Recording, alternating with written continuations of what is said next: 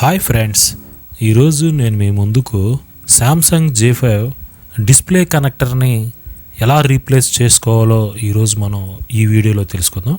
ఇక్కడ నేను చూపిస్తున్న డిస్ప్లే కనెక్టర్ డ్యామేజ్ అయింది. ఇది ఎందుకు డ్యామేజ్ అవుతుందంటే ఈ డిస్ప్లే కనెక్టర్కి ఒక చిన్న క్యాప్ వస్తుంది. ఈ క్యాప్ని రిమూవ్ చేసేటప్పుడు మనం ఏమాత్రం అశ్రద్ధతో రిమూవ్ చేసామంటే ఈ కనెక్టర్ అనేది డ్యామేజ్ అవుతుంది. అయితే నేను ఈ కనెక్టర్ని ఎలా సులువుగా చేంజ్ చేసుకోవాలో నేను మీకు ఈరోజు ఈ వీడియోలో చూపిస్తాను. ముందుగా బోర్డుని అయితే బయటికి తీసుకోవాలి.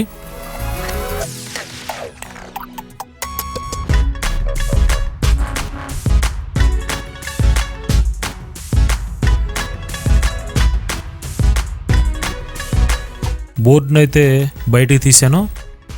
ఈ కనెక్టర్ చూడండి, ఈ విధంగా డ్యామేజ్ అయింది. నేను దీనికి ముందుగా ఫ్లెక్స్ని అప్లై చేస్తున్నాను. అప్లై చేసిన తర్వాత నేను చాలా రోజుల తర్వాత బ్లోయర్ అనేది యూజ్ చేశాను. బ్లోయర్ తోటి ఈ కనెక్టర్ని మనం హీట్ చేసి రిమూవ్ చేసేసుకోవాలి.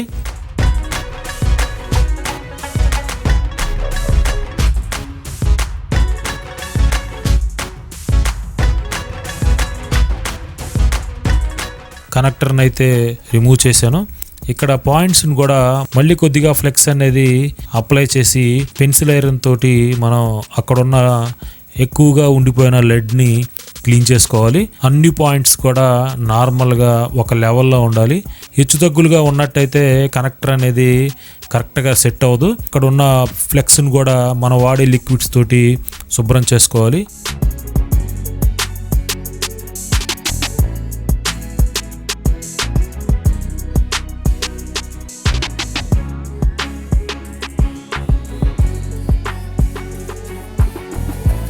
ఇది నేను పర్చేజ్ చేసిన కనెక్టర్.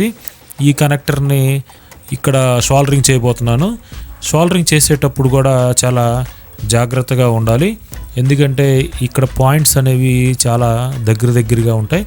కాబట్టి మనం లెడ్ అనేది ఎక్కువగా యూజ్ చేయకూడదు. గుర్తుంచుకోండి, మీరు లెడ్ని ఎక్కువగా కనుక మీరు ఉపయోగించినట్లయితే అక్కడున్న పాయింట్స్ అనేవి షార్ట్ అయిపోతాయి. షార్ట్ అయిందంటే మళ్ళీ ఆ షార్ట్ని మనం రిమూవ్ చేసుకోవాలంటే చాలా కష్టపడాల్సి వస్తుంది. అందుకని మీరు లెడ్ అనేది యూజ్ చేయొద్దు. బోర్డుకున్న లెడ్ తోటే ఈ పెన్సిల్ ఐరన్ తోటి మనం షోల్డరింగ్ చేసుకోవాలి. దీన్ని ఎలా షోల్డరింగ్ చేస్తానో కూడా నేను మీకు చూపిస్తాను. ముందుగా అయితే దీన్ని సపోర్టింగ్ కోసం మధ్యలో కానీ చివరిలో కానీ అక్కడక్కడ కొన్ని పాయింట్స్ని మనం షోల్డరింగ్ చేసుకోవాలి. కదలకుండా ఉండాలి. అందుకని నేను అక్కడక్కడ షోల్డరింగ్ చేశాను. పూర్తిగా నేను ఈ కనెక్టర్ పాయింట్స్ అనేది షోల్డరింగ్ చేసేస్తాను.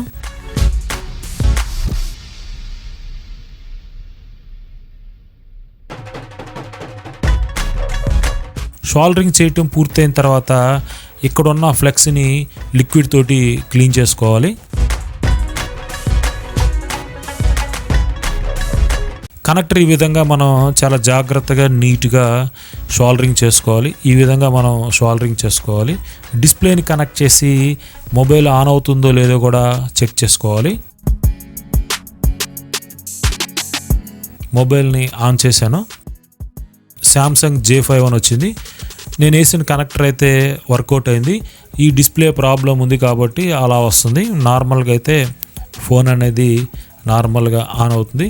శాంసంగ్ J5 డిస్ప్లే కనెక్టర్ని సులువుగా ఎలా మార్చుకోవాలో ఈరోజు మనం ఈ వీడియోలో తెలుసుకున్నాం. ఈ వీడియోని మీరు మొదటి నుంచి చివరి వరకు చూసినట్లయితే చాలా థ్యాంక్ యూ ఫ్రెండ్స్.